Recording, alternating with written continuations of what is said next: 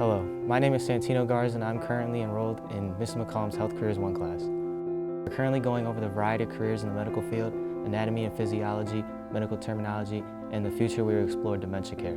In the future, I plan to pursue a career in radiology or nuclear medicine. Hello, my name is Mackenzie Crocker. I'm currently enrolled in the CNA and Health Careers 2 program. We are currently learning how to make occupied beds with our residents still in them, how to take proper blood pressure, and how to take your temperature. What I enjoy most about this program is being able to care for residents in nursing homes and care facilities.